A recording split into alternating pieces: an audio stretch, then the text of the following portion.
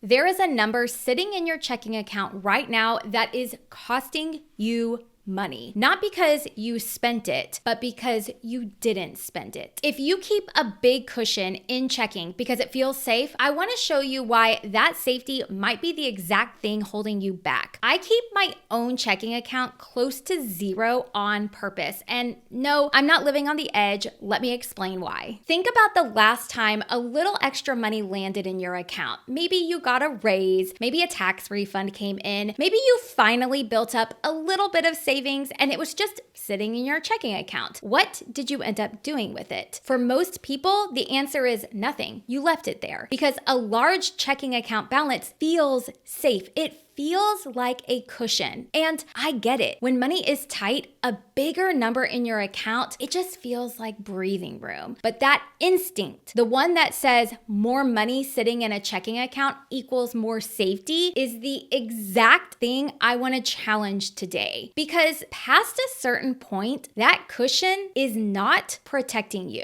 It is costing you money in two different ways. And I want to walk you through both. Real quick, if we haven't met yet, I'm Allison. And my husband and I paid off over $111,000 of debt on 2 teacher salaries. And along the way, I became a little obsessed with figuring out how to make our money actually work for us. And now I help people budget, save, and stop feeling behind. So the checking account strategy I'm about to walk you through is not theory. It is exactly what our family does every single month. Let me take you back to my first year of teaching. I was not making a lot of money. I had student loans, and every single month I felt like I was just living on the edge of my seat. I was tracking my spending back then in an old program called Microsoft Money, but tracking your spending is not the same as budgeting. I was not actively making a plan for my money. I was just watching it. I had my eyes on it, and I was just hoping that the balance stayed above zero so I would not get hit with yet another overdraft fee. That was my whole strategy. Do not go negative with my money. Fast forward to now, and my checking account still gets low. Some days, right before we're paid, we might have $30 left in there. Usually, it's a little closer to $100 or $150 because I do leave a small buffer, but here is the difference. Now, I leave that buffer, or it gets low, on purpose. It doesn't scare me anymore, and that is because of the exact system I'm about to walk you through. Here is the first thing that changed everything for me. I had to stop thinking of my checking account as a place to store money. Your checking account is not a savings account. It is a pass-through. Money comes in from your paycheck and bills go out. That is its job. Cover what you owe between now and your next paycheck. That's it. It is not where wealth grows. It is not where your safety lives. It is the account that pays your bills on time. So the right amount to keep in there is not this big, large, round number that feels comforting. It's not thousands of dollars so you feel safe. It is tied to 2 real things: your bills and when they are hit. So it is not about this like big cushion. How much do you actually need, right? It's about how much you actually need. And 2 things decide that number. The first is bill timing. You need to know when your bills come out and how much they are. When I know that my rent or my mortgage hits on the 1st, my car insurance on the 10th, and my utilities on the 15th, I can keep exactly enough in my checking account to cover them, not an extra $3,000 to $4,000. When you make a plan for every dollar, you can cut it close and still feel calm because there are not going to be any surprises. The second is a small buffer. This is a cushion for little expenses that might catch you off guard. The subscription you forgot you had that renewed. For most people, the buffer is somewhere between $200 to $500. It's enough that one surprise won't cause an overdraft on your checking account. For me,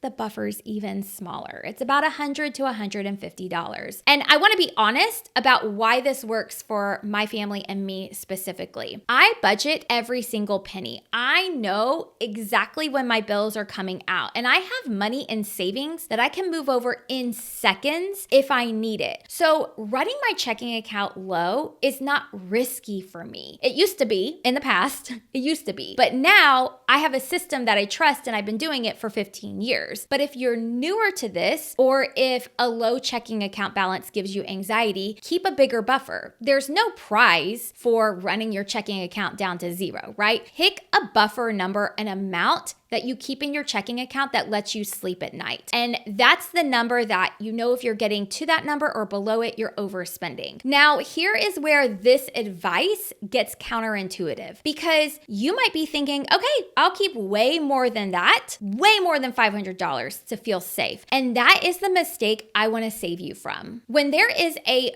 big number sitting in your checking account, your brain treats that money as spendable, all of it. Think about it. If you see $5,000 in your checking account, are you really telling yourself that only $200 of it is spending money? Probably not. That $5,000 becomes your mental baseline. And then a nice dinner doesn't feel like a huge splurge. A new pair of shoes does not move the needle. The number is so big that spending does not feel like it counts. That is the part that I don't really think a lot of people talk about. A big cushion in your checking account gives you so much room that you stop noticing you're spending at all. Too much money in that, too much safety can very easily turn into overspending. On the other side, a smaller known number does the opposite. When you see your checking account getting close to your floor, whatever it is, maybe it's $500, that is your signal. That is the moment that you know you need to pull back for a few days. Your account is talking to you, but it can only talk to you if the number actually means something. And here's the second cost. This one is not about willpower. This one is pure math. Money just sitting in your checking account earns you basically nothing. Most checking accounts pay you next to zero in interest. In fact, my checking account, I just looked, pays me no interest whatsoever. I know people who keep $20,000 in their checking account as a buffer. $20,000. And every time I hear that, all I can think about is what that money could be doing instead. Because that same $20,000 sitting in a high yield savings account instead would be earning interest. And at today's rates, that could be around 3.5% APY, which is $700 on $20,000 a year for doing nothing. It's the same exact money for the person. The only difference is where they keep their money. $20,000 in a checking account will pay you $0 in interest every single year. But $20,000 in a high yield savings account could pay you $700 in interest. And to be clear, a high yield savings account is not a risky or complicated thing. It's just a regular savings account that pays you a real interest rate instead of almost nothing. Your money is still safe. It's still yours. It's still there when you need it. It just earns money while it waits, which is why keeping your emergency fund or your sinking funds in a high yield savings account is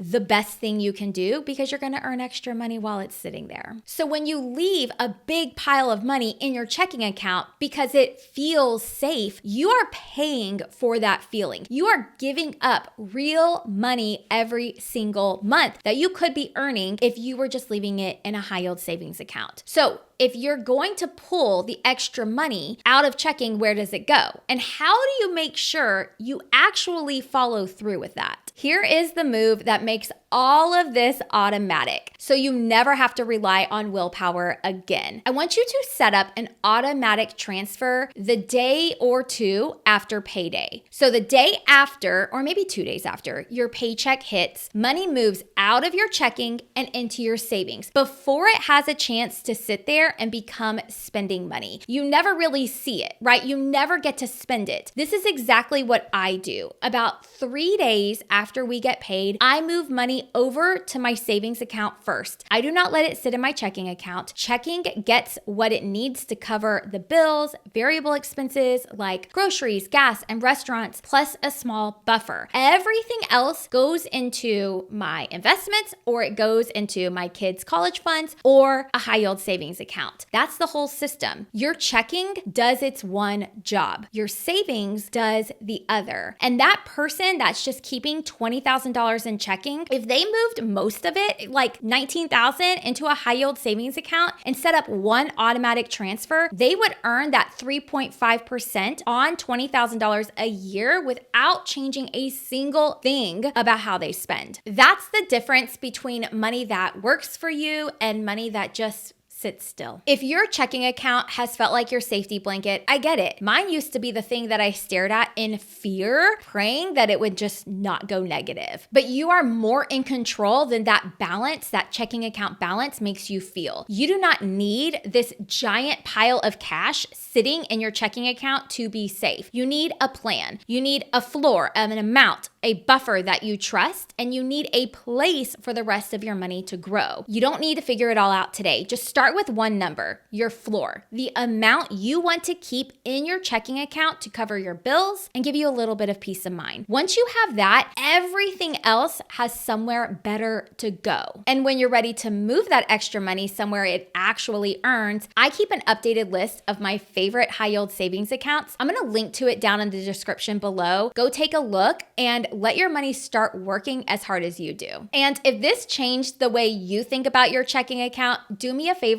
and hit subscribe, because I put out videos like this every week to help you feel more in control of your money. Then, if you liked this video, go watch my payday routine video next. It picks up right where this leaves off, and it just shows you exactly what I do the moment we get paid. I'll see you over there.